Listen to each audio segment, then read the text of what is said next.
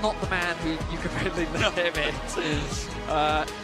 Of course, getting rid of Taliyah just makes a ton of sense. When paired alongside the Vi, the knockback, the combo that they can create, it makes a ton of sense. But we know that Faker is going to have options available to him, whether it be a safe control mage or something aggressive to pair alongside the Vi. I'm sure he'll be able to find something in his pool. As T1 continue to limit the bot lane options, what will Doggo and Kaiwing go for? I mean, Doggo has an extensive repertoire. If they want to play something very safe, they could consider something like the Ezreal, very long range, be available, so he's just going to lose that farm on the bot side of the map, but they've got the one grub. Can they secure the second as Faker now makes his presence known? Junja, he's pulling up this ice element as well, so we'll have a stun if he does it again. Owner's on the way in, 600 now waiting, and it's a double grub situation. Okay, maybe for the third. Is Junja being greedy? No, they get all three in the end. It's Owner, excuse me. He came in to get the steal, but he'll die for it with Doggo getting a cash in. It's a nice petrifying gauge from Faker, but an exit now needed as Hongq cuts it off, forces the flash from the goat. He's caught out, decimating smash, and CFO come alive against T1. CFO waste no time. 3 kills on the board, a 1k gold lead. Guy on Kiana's not too bad. As Hongq's found out in rotation, he'll get phase rush, he'll get out of there, but Doran finds his prey, jumps in, but maybe too deep from him. Hongq flashes over. It's matched by Doran, but Junja looking for the trade kill. Will find his mark over the wall as well, and Doran just trying to run on out. A tunnel used, but Junja again can Terra shape, but there's another tunnel. There's always another tunnel. Doran getting T1 on the board at the very least. Finding a solo kill on T1 walk away with the win on objective. The Ryze ulti. We are going in. Driver's going to stand there. Decimating smash. Faker's down. Junja also going to help out as Doggo ran into melee and started hitting the Void Queen. Double over to Junja, and what a realm warp that was. They were not. Cassio gets one shot, lands a good ulti onto Driver, thinking maybe he could trade one back. But my goodness, Junja, you talked about his performance in the finals. It feels like that we're seeing another fantastic performance from him. A 1 Has ulti in, jumps to Faker, but he gets shut down.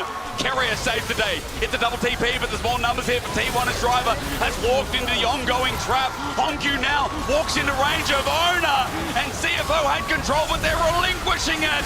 A triple kill for the slippery snake of Faker, and T1 punished so damn well as Gumayusi gets flashed on.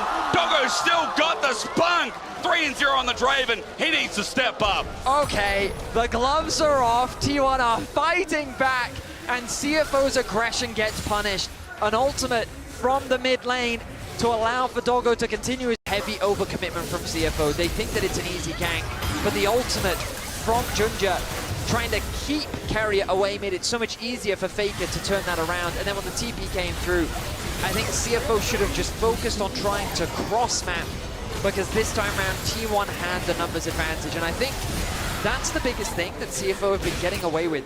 Numbers advantage in their favor to punish T1. This time though, T1 reacted accordingly, but Guma did not expect this. A flash underneath the tower. He doesn't bother trying to flash away, but now they know. Michelle's perfect timing is that's simply a clone. He'll jump over the wall, Audacity out, buy some space as Doran is on the hunt, but with that health bar advantage, T1 start the Herald. Yeah, I mean, no ulti now available for Junja, but they did trade it for Carrier's ult. CFO still want to fight this though. Doggo on the right-hand side, keep your eyes on him. Driver wants something to drive into, decimating smash just out of range. Doran flashes, misses, whiffs. Meanwhile, Owner went in by himself. T1 is separated. Driver cuts off the cross, and Kaiwing picks up the kill. T1, they're sparked up a little bit with an ulti that came afar from Doggo as Doran jumps in deep. T1 are fighting 1 by 1, and I see a double on a damn cow. Realm Warp in behind enemy lines, and T1 are finding themselves hanging with a leg to stand on. Petrifying Gaze misses all, and CFO are bringing it to the world champs. The young guns from the LCP play with nameplates off as they go full aggression into T1. Disconnection being shown by T1 as their focus was just off. Doran doesn't connect onto Doggo. Owner engaged for him, and then the Realm Warp once again from Hongq is outstanding. Faker ends up falling. Hongq's able to secure it. And it's just every international event, CFO continue to show up. This is, of course, only a best of one, but what an important best of one it is to get a win here. Hang on. Noxious Blast, gonna hit Driver, flush for the miasma. Now that Ona's here as well, Driver in trouble. Great sidestep, decimating smash in front of the turret, avoided by Ona. He will survive. Meanwhile, Dragon does go down, but it's a good punish from T1. I mean, absolutely. The ulti gonna whiff. Ona, though, very low. The Dragon secured, and now the threat on the bot lane tower. They have the damage, Betty. Maybe enough to threaten Doran to get out of there. Redemption's going to come on down, but wait for Supreme Flame Talon misses, and Doran solo kills! CFO's jungler got ambitious, and now the damage definitely ain't there as Exhaust also used. Herald's still there, Pop Blossom with the flash. Doggo caught out, instant cleanse away. He's running for his life. He'll catch the axe, he'll get movement speed, but he needs a bit more. A double. That makes it trouble for T1 to follow up on the players. They have to back away. CFO coming to help out. Oh my goodness. Okay, so T1, they're not wasting any time. They're looking for any punish possible. The fact that The wall with the Cassiopeia without flash. You mentioned that TP, that's going to bring numbers in. 4 members of T1 on look now. Kaiwing gets over the wall, flash from Honkyu, gets the double root, and there's Kaiwing for the follow-up engage. The cow unleashed, Pop Blossom does nothing. Driver misses, but Faker is there when he lands. Down goes the Snake, or just about. They finish the kill. It's Doggo who gets more money in the bag. Doran now isolated, has to go back in, but the supreme display of unholy talent. Junja on Kiana is just exceptional. CFO are punishing T1 time and time again. The way turning his attention onto him, but the rest of the team is doing so much work on the backline. I got worried as Faker was still alive in the midst of all of that, because the rest of CFO assumes that someone will get the cleanup, but they do in fact get the cleanup. The ultimate connecting onto both. I didn't see the carrier connect And as it got well. the kill. It secures an additional kill. And I mean, what else can Faker do? He puts his hands up as CFO find themselves with just short of a 5K gold lead here in this best of 1. Now, there's been rewards here for the jungle, but let's not forget, it is really Doggo who's trying to bait it, Betty. I don't know about there. CFO are looking to pull off. 1100, back in. Honkyu proves to be wrong, and now below 10K. I really don't think they should gamble the Smite fight. I think that's the worst choice for them, considering the lead that they have. They've got the push in mid-wave. They're going to force Doran to go and answer that. Whirling death onto Guma, good damage. And now they can go back. There's that. So you can see it in the back of the pit. Driver spots it out as well. He's going to clear out that control ward. Will proc the aggro of the Baron, and now they're going to draw T1's attention once more. Keep the pressure up. TP comes back in from Kaiwing.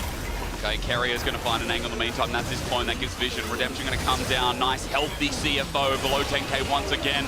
Faker himself has flash to get over the wall if they flip this. T1, I've seen situations like this before. Doggo's Makes me nervous. As you said, Doggo is isolated, but the stand beside onto Doran. He can't get in range. Has to tunnel out. Honkyu flashes, gets the rune prison, and as he gets poked out, he will not die. Crucial for T1 as Honkyu has now committed the flash. Clancy there. Honkyu thought that he'd found the pick, but the mobility from the Rek'Sai means that he was able to get away. Has the TP available as well. Junja over the wall, but no. Onto Carrier as a spell shield holds on for the time being. Pop Blossom finds him. Guma gets the trap down, but it's out of range. TP burnt by T1. A whiff there from Junja. The ulti doesn't throw Carrier into the wall, which means that the distance is enough to allow him to escape. It's a trade of ultis, but that was a big ulti. Gets Tangle Bubs, ran up and Drive interrupted. Drive interrupted Ona. There's no Supreme Flame Talon as Faker sets up the ulti. It's a shutdown on the Honkyu, but it is a trade. T1 lose 1 to gain 1 as Driver, even though he picked up that kill, he might have saved the play. Tangle Bubs, 2-man once again. Doran jumps in, Doggo goes far, up midway, flushes away. There's the ulti from Doran, but he's got no one to support him again. Doggo running, goodbye! As Doran only just managed to get out, Driver somehow dies before T1's top laner. As Kerry and Guma hold the fort around mid, Faker's low. Kaiwing will see him backing, but as Driver dies, the messiness subsides. CFO, oh my goodness. We talked about those tiny mistakes getting punished by T1, and they dance at the very edge of death, but it is T1 that stave off the Baron and close the gold gap once more. They get the flash out from Doggo, which is such an important summoner spell. Done just that. The bot wave and top wave continue to push in CFO's favor, which means that they're not too concerned about any pressure on the side lanes. Waves continue to be fought for in the mid wave. The T1 have that slight range advantage. HP not going to be too significant though. Dragon going to be started off. CFO want to threaten the Baron once again. Draw T1's attention. It's a tense affair. This Dragon looks completely uncontested. Doran. Ginger though, Ginger. Hang on, Ginger goes over the wall, wants to contest with Ona in a 2v1. There's a supreme display, and he has the audacity to take it away. So, for CFO, stand beside us, find a target. The rest of CFO are in the river for the time being. Hongq has to be careful without his flash. Ona doesn't hit the target. He's on Doggo though, but look, he's separated. He has to leave. Now Doran's sent into the sky by the one and only driver. Faker stands and starts poisoning, sending out the fangs, but T1 have lost top lane. They've lost Soul, and now the Baron's on the cards. Oh my. Ow! This dog, man! It's 6-0, Betty. What a game!